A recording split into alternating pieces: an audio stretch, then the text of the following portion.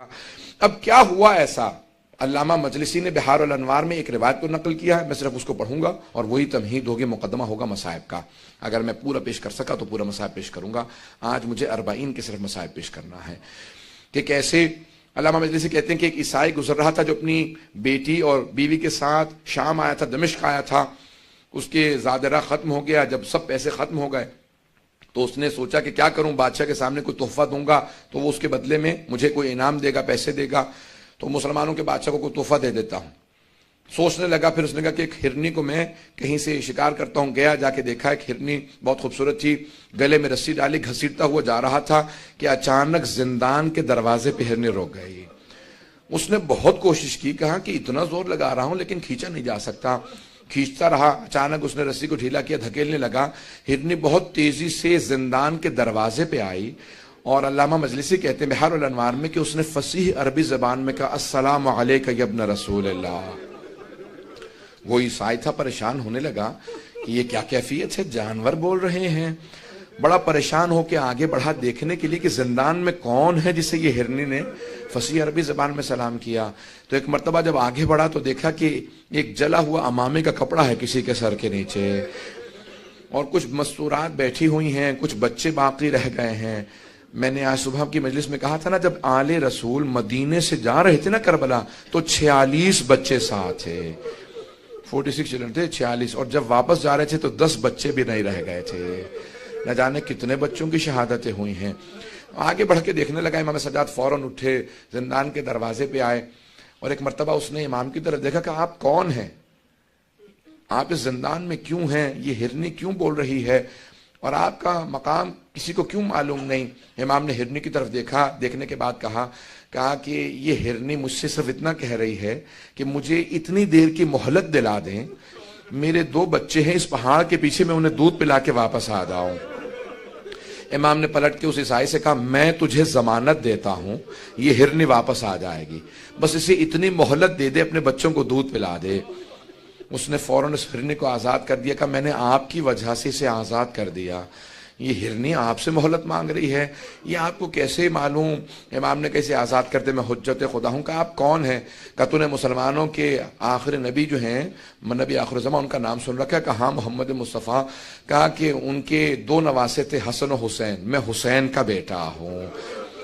اب وہ تڑپنے لگا، کہا یہ سارے مسلمان ہیں اس شہر کے اندر، اور ان میں سے کوئی بھی آپ کی حرمت کو نہیں جانتا، کوئی آپ کے مقام و عظمت کو نہیں سمجھتا۔ ایک مرتبہ اس نے گھروں پہ جانا شروع کیا، دروازوں پہ دستک دینا شروع کی، مسلمانوں باہر آ جاؤ، یہ تمہارے نبی کی ذریت ہے جو قید خانے میں، یہ آل نبی ہیں جو تمہارے قید خانوں میں ہیں۔ مسلمان باہر نکلتے، وہ ایک مرتبہ آ کے پوچھنے لگا یہ مستورات کون ہیں؟ کہا یہ نبی کی نواسیاں ہیں، یہ علی کی بیٹیاں ہیں۔ جب اس نے زیادہ شور مچایا تو یزید کے جو سپاہی تھے انہوں نے اس کو گرفتار کر لیا۔ علامہ مجلسی کہتے ہیں کہ انہوں نے اس کا سر قلم کیا، اسے مار دیا، اور جا کے مدینے سے، دمشق سے باہر اس کو پھینک دیا یا دفنا دیا قبر کے اندر۔ جب دفنا دیا تو اس کی بیٹی نے اور اس کی بیوی نے سنا کہ ہمارے شوہر کو کسی قیدی کی وجہ سے مار دیا گیا ہے۔ وہ فوراً تلاش کرتی ہوئی دمشق کے باہر اسی قید خانے کے سامنے کھڑی ہوئی، کہا کہ آپ کون ہیں؟ امام سجاد سمجھ گئے، کیا بات ہے؟ کہ ہمارا ایک ہی سہارا تھا وہ بھی آپ نے چھین لیا۔ امام نے ایک مرتبہ اعجاز سے زندان کے دروازے کھلے، کہا میرے ساتھ چل۔ اور امام اس مقام پہ پہنچے جہاں پہ قبر تھی، کہا پروردگارہ میری مظلومیت کا واسطہ۔ ایک مرتبہ قبر کھلی، وہ باہر اٹھا، امام کی قدموں میں گرا، کہا میں آپ پہ ایمان لے کے آتا ہوں، میں گواہی دیتا ہوں آپ حجت خدا ہیں۔ امام نے کہا واپس چلا جا، تیری زوجہ اور تیری بیٹی بہت پریشان تھے۔ جب جانے لگے تو امام نے خاتون سے کہا کہ ہم سہارے چھینتے نہیں ہیں، ہم سہارے عطا کرتے ہیں۔ بس اس کے بعد ایک مرتبہ ایسا ماحول بنا، ہر دمشق کے گھر کے اندر باتیں ہونے لگی کہ کوئی یہ قیدی یہاں آل رسول ہے، وہ عیسائی کہہ کے گیا تھا۔ اب ہر جگہ پہ جب باتیں ہونے لگی یزید کے خلاف، سب لوگ گفتگو چیمیں گوئیاں کرنے لگے کہ یزید نے آل رسول کو قیدی بنا رکھا ہے۔ تو یزید نے کہا ان کو یہاں سے بھیج دو، واپس مدینے چلے جائیں، اب یہ میرے خلاف کچھ نہیں کر سکتے، یہ بیویاں ختم ہو چکی ہیں، ان کو قید کے اندر اتنی مسلسل سختیاں آئی ہیں کہ یہ میرے خلاف کچھ نہیں کر سکتے۔ ایک مرتبہ اس نے کہا کہ میں آپ کو آزاد کرنا چاہتا ہوں، میں آپ سے سوال کروں، اگر کسی 2 گروہوں میں جنگ ہو، شرائط وہ رکھتا ہے جو جیتتا ہے، شرائط وہی رکھتا ہے جو جیتتا ہے. تو ایک مرتبہ یزید نے کہا میں آپ کو آزاد کرتا ہوں. امام سجاد نے کہا ہماری کچھ شرائط ہیں, شرائط پوری کر دے ہم واپس چلے جائیں گے. کہا کیا شرائط ہے؟ کہا پہلی شرط ہے شہداء کے سروں کو واپس کر دے. دوسری شرط یہ ہے کہ جو تبرکات لوٹے تھے تبرکات کو لوٹا دے. اور تیسری شرط یہ ہے کہ ہمیں یہاں پہ رونے کے لیے ایک مکان دے دے, ہم اب تک کھل کے رو نہیں سکے ہیں. بس بھئی آپ پہ اور مجھ پہ تو کوئی پابندی نہیں ہے, بیویوں کے گریے پہ بھی پابندی تھی. آج سنیں گے مصائب کو, بس بھی چند بس ایک چراغ رہنے دیجئے گا. اب سنیں گے مصائب کو, یہ چراغ بجھا دیے گئے تاکہ کوئی رونے میں حیا نہ کرے, کوئی رونے میں شرم نہ کرے. لیکن پھر بھی کچھ دیر بعد یہ چراغ جلا دیے جائیں گے, ہمیشہ تاریکی نہیں رہے گی. ایک 3.5 برس کی بچی تھی, وہ ہمیشہ یہی سوال کرتی تھی, اماں دوبارہ کبھی چراغ بھی جلیں گے, کبھی روشنیاں بھی ہوں گی. بس بھئی ایک مرتبہ مکان دیا کہ آپ یہاں پہ گریہ کر سکتے ہیں. ساری بیویاں زمین پہ بیٹھی گریہ کر رہی تھی, روتی جاتی تھی. کوئی مصائب پڑھنے والا نہیں تھا. ایک بی بی آواز دیتی تھی واہ حسین, ساری بیویاں رونے لگتی تھی. جب خاموش ہوتی دوسری بی بی کہتی واہ عباسا, پھر جب خاموش ہوتی کوئی بی بی کہتی واہ علی اکبرا, پھر کوئی کہتی واہ علی اصغرا, واہ قاسمہ. بس شہداء کے نام آتے تھے, مصائب ذہن میں آ جاتے تھے. کسی کا لاشا پامال ہوا ذہن میں آتا تھا, کسی کے چھوٹے سے لاشے کے گلے میں تیر لگنے کے مصائب ذہن میں آتے تھے. میں اب تفصیل میں نہیں جاؤں گا, تیزی سے آگے بڑھ رہا ہوں عزیزان گرامی. بس بھی ایک مرتبہ شہداء کے سروں سے متعلق کہا تھا نا امام سجاد نے, پہلے تبرکات واپس آ رہے تھے. پہلے تبرکات. ایک چادر تطہیر آئی, جناب زینب آگے بڑھی کہا لاؤ میری ماں کی چادر مجھے واپس کر دو.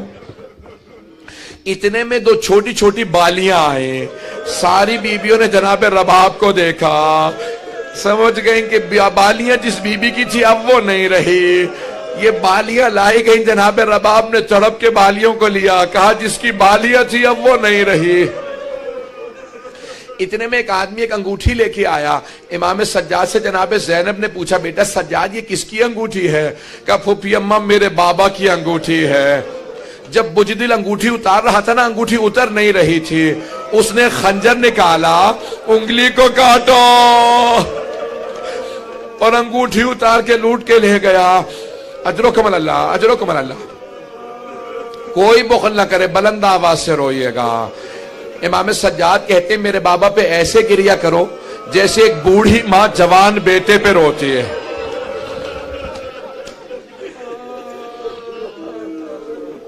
بس بھئی تبرکات کے میں نے سارا چھوڑ دیا مضمون, بہت تیزی سے آگے بڑھ رہا ہوں. تبرکات آ چکے. اب ایک مرتبہ شہداء کے سر واپس آنے لگے. پہلا جو سر آیا بڑا ننھا سا سر تھا. جناب رباب نے اپنے برقعے کا دامن پھیلایا کہ اللہ علی اصغر کا سر مجھے دے دو.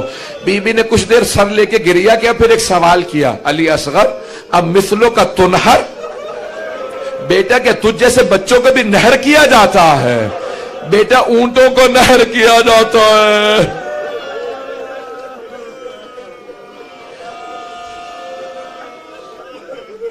اتنے میں ایک سر آیا جو بہت خوبصورت سر تھا. جناب لیلا نے کہا لاؤ علی اکبر کا سر مجھے دے دو. بی بی نے کہا علی اکبر تیرے بغیر جینا ماں کا بڑا مشکل ہے. اتنے میں ایک سر آیا, جناب ام فروا آگے بڑھی. سر کو لینے کے بعد کہا قاسم جب آپ خیمے سے گئے تھے آپ کے چہرے پہ گھوڑوں کی ٹاپوں کے نشان نہیں تھے. بس بھئی سر آتے رہے. اتنے میں ایک سر آیا, اسے نیزے سے نہیں اتارا گیا تھا, اسے ایک تھیلے سے نکالا گیا تھا. جناب ام کلثوم آگے بڑھی کہا لاؤ عباس کا سر مجھے دے دو. بس بھئی اتنے میں 2 سر اور آئے, 2 سر اور آئے. ساری بیویوں نے جناب زینب کو دیکھا. آپ کے ذہنوں میں مصائب ہے, میں نے اشارہ صرف کرنا تھا. جناب فضہ نے جب اس نے بار بار پوچھا, جناب فضہ نے کہا یہ 2 سر مجھے دے دو, میری آقا زادی کے بیٹے ہیں. کہا بی بی بیٹوں سے ودا تو کر لیجئے. کہا فضہ میں علی کی بیٹی ہوں, صدقہ دے کے واپس نہیں لیتی.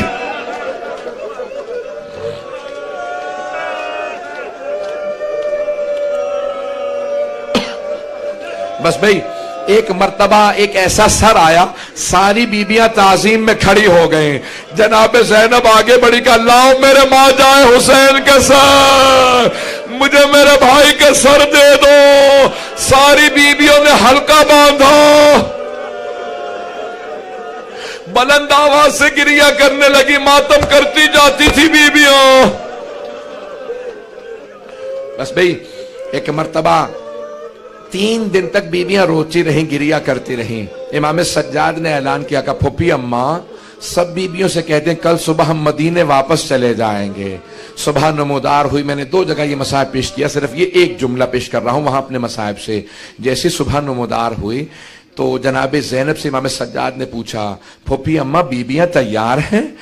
جناب زینب نے کہا بیٹا سجاد سب بیبیاں تیار ہیں، لیکن آپ کی ماں رباب کا کچھ پتہ نہیں ہے، نہ جانے رباب آج صبح سے کہاں چلی گئی ہیں۔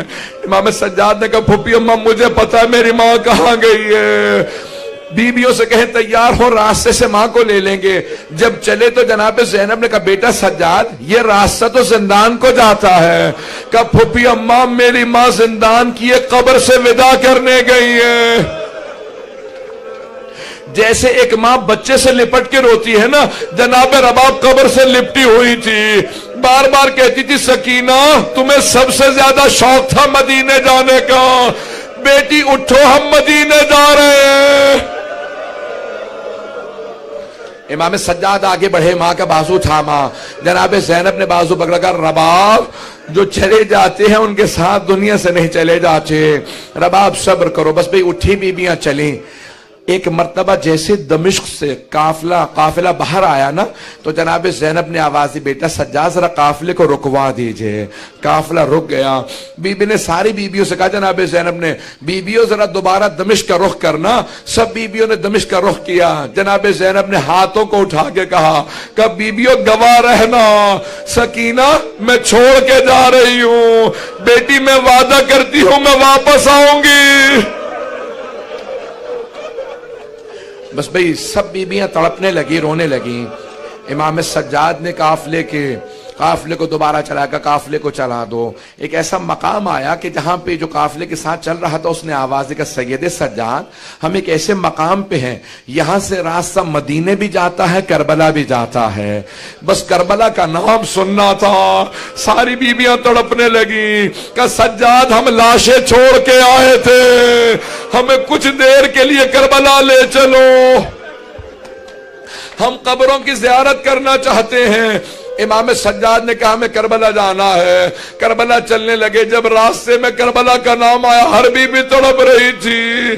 کسی کو اپنا شہید یاد آتا، کسی کو اپنا بچہ یاد آتا، کسی کو کوئی یاد آتا، کوئی بھائی کو یاد کر رہی تھی، ہر بیوی تڑپ رہی ہے۔ وہاں جناب جابر عطیہ رسول خدا کے صحابی کے ساتھ دونوں صحابی پہنچے۔ جیسے ہی پہنچے نا تو کربلا میں پہنچے، جناب جابر نابینا ہو چکے تھے۔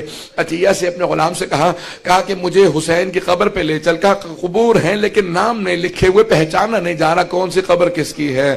تو جناب جابر نے آواز دیا حسین میں جب بھی آپ سے ملنے آتا تھا مجھے گلے لگاتے تھے، اے حسین میں مدینے سے آیا ہوں، کچھ دیر کے لیے مجھے گلے لگا لیجئے۔ جناب جابر ابھی تڑپ ہی رہے تھے کہ اتنے میں جناب جابر کو محسوس ہوا کہ قافلے کے آنے کی آہٹ محسوس ہو رہی ہے۔ بس بھئی 5 سے 7 منٹ کی زحمت دوں گا، زیادہ مصائب نہیں پڑھوں گا۔ آج تابوت ہے نا سید الشہداء کا، کوئی رونے میں بخل نہ کرے۔ آج جب تابوت پہ آپ پرسہ دیں گے نا تو 3 بیبیوں کو پرسہ دے دیے گا۔ جناب سیدہ کو کہے گا بی بی آپ کے بیٹے کی شہادت کا بڑا افسوس ہے، بی بی لاشے کے پامال ہونے کا بڑا افسوس ہے۔ دوسری بی بی جناب زینب کبریٰ کہے گا بی بی آپ نے اپنے بھائی کو لاشے کو پامال ہوتے دیکھا تھا، شمر کو خنجر چلاتے دیکھا تھا۔ اور تیسری کون سی بی بی ہے جسے پرسہ دینا ہے؟ تیسری بی بی جو 3.5 برس کی بی بی، حسین کے سینے پہ سونے والی بی بی۔ अजरकुम अल्लाह, अजरकुम अल्लाह। भाई थक तो नहीं गए आप लोग? मुसलसल रोना बड़ा मुश्किल काम है आपका। आप मुसलसल रो रहे हैं ना, मुसलसल रोना जनाब ज़ैनब का काम है, ये मुसलसल होना सैयद सज्जाद का काम। एक मर्तबा जाबिर ने जब आहट महसूस की कोई काफिला आ रहा है, फौरन अतिया से पूछा कभी काफिला आ रहा है, काफिला किसका है? कि अगर ये मेरे मौला सज्जाद हुए मैं तुझे आजाद कर दूंगा। एक मर्तबा गुलाम ने पूछा अपने मौला की कोई अलामत तो बताएं। कब मेरा मौला 23 बरस का जवान है, मेरा मौला बड़ा कदावर है, मेरे मौला की कमर बड़ी मजबूत है, मेरे मौला के बाजू बड़े मजबूत है। गुलाम ने दूर से देखा कि ये आपके मौला नहीं है। का क्यों? का इनकी दाढ़ी सफेद है, कमर झुकी हुई है।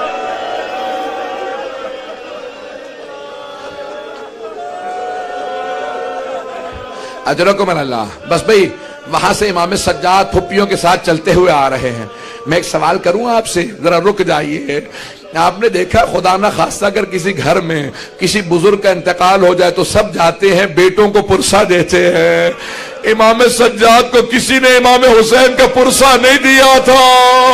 इमाम करबला के बाद से तड़प रहे थे, मुझे कोई गले लगाए, मुझे कोई मेरे बाबा का पुरसा दे। कोई कहे सज्जाद आप यतीम हो गए, आपकी फुप्पियों का पर्दा छिन गया, किसी ने गले नहीं लगाया था। जैसे ही इमाम सज्जाद की जनाब जाबिर पे निगाह पड़ी, खुद ही आगे बढ़े, जनाब जाबिर को गले से लगाया। जैसे कोई कई दिनों से किसी अपने को तलाश कर रहा हो, गले लगा के कहा जाबिर हाँ होना कोतेला रिजाल होना। जाबिर इस सरजमीन पे हमारे मर्दों को ज़िबा किया गया। जाबिर मेरे बाबा के लाशे पे घोड़े दौड़ाए, जाबिर मेरी फुप्पियों के पर्दे छिने, मेरी छोटी बहन को तमाचे लगे। जाबिर मेरे गले में तोक था, हाथों में जंजीरें, पांव में बेड़ियों, नबी की नवासियां शराबी के दरबार में गई।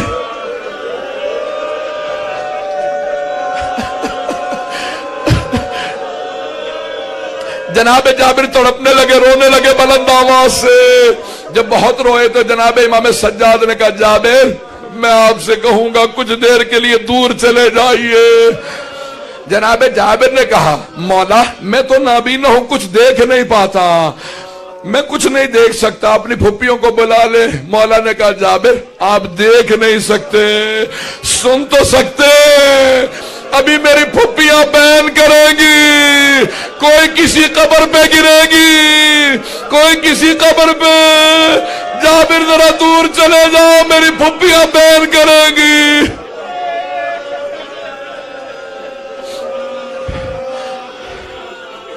बस भी आवाज आई जनाब ज़ैनब की, भैया मैं जब भी आती थी आप खड़े हो जाते थे, भैया मैं शाम से लुट के आई हूं, भैया कोई बीबी भी अच्छी हालत में नहीं, सब बीमार है, भैया मेरे पांव जख्मी है, भैया मुझे गले लगा लो। अजरकुम अल्लाह। बस भाई इमाम सज्जाद ने फुफ्फी का बाजू थामा। जब जनाब ज़ैनब ने पूछा बेटा सज्जाद मुझे कुछ देर के लिए मेरे भाई की कब्र तो दिखा दो, इमाम सज्जाद आगे ले गए। जनाब ज़ैनब कब्र पे बैठ के रोने लगी। सारी बीबियां इमाम हुसैन की कब्र पे गिर गई, रोजे से लिपट के सब रो रही थी। इमाम सज्जाद ने देखा अगर ऐसे ही बीबियां रोती रही ना तो रोते रोते कोई बीबी मर जाएगी। इमाम सज्जाद बढ़े, फुप्पी का बाजू थामा का, फुप्पी अम्मा बस कीजिए, सब बीबियां खड़ी हो जाएं। बस इमाम का हुक्म था, सब रुक गई। जैसे जनाब ज़ैनब खड़ी हुई, बीबी ने फौरन पूछा बेटा सज्जाद ये मेरे भाई के साथ वाली कब्र किसकी है?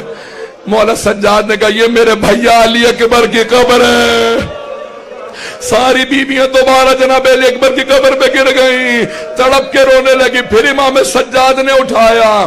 फिर जनाब ज़ैनब ने पूछा ये वाला गंजे शहदा में ये कब्र किसकी? का ये कासिम की। फिर का ये ओनो मोहम्मद। सबकी कब्रें बताते रहे। एक मर्तबा जनाब ज़ैनब ने तड़प के पूछा बेटा सज्जाद आपने सारी कब्रें बता दी لیکن میرے بھیا عباس کی قبر نہیں بتائے. امام سجاد نے کہا پھوپھی اماں میرے چچا کا روزہ فرات کے کنارے ہے, میرے ساتھ چلے میں آپ کو چچا کی قبر پہ لے جاؤں.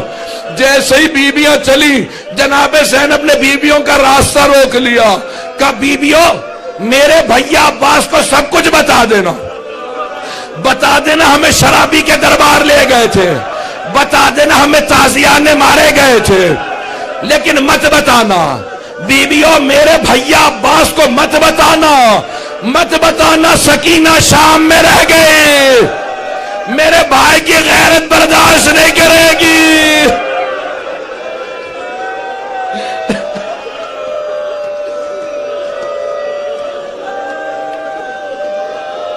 بس بھئی تابوت برآمد ہونے والا ہے. اگر 2 منٹ کی زحمت دوں, اگر سب میری طرف دیکھیں گے تابوت آ گیا, بس بھئی 2 منٹ کی زحمت دے رہا ہوں, سب میری طرف دیکھیں گے تابوت آنے والا ہے. ابھی جب تابوت آئے گا نا, وہ حسین جن کا تابوت نہیں اٹھا, امام سجاد جب دفنانے کے لیے کھڑے ہوئے لاشے پہ اتنے زخم تھے, مدینے کا رخ کیا, کہا نانا ذرا میری مدد کیجئے. پھر نجف کا رخ کیا, کہا دادا علی مرتضی میری مدد کرے. جنت البقیع کا رخ کیا ہے, چچا حسن مجتبی مدد کیجئے. اگر دیکھ سکے کٹے ہوئے گلے کے نیچے رسول عربی نے ہاتھ رکھے, ٹوٹی ہوئی پسلیوں کے نیچے علی مرتضی نے ہاتھ رکھے, قدموں کے نیچے حسن مجتبی نے. جب سب نے مل کے لاشا اٹھایا, امام سجاد قبر میں تھے, جب لاشا لینے لگے ایک بی بی کنارے کھڑی تھی. کہا سجاد ذرا آرام سے لاشا لینا, میں نے چکیاں پیس کے پالا تھا, میرا بیٹا بڑا زخموں سے چور چور ہے. ماتم حسین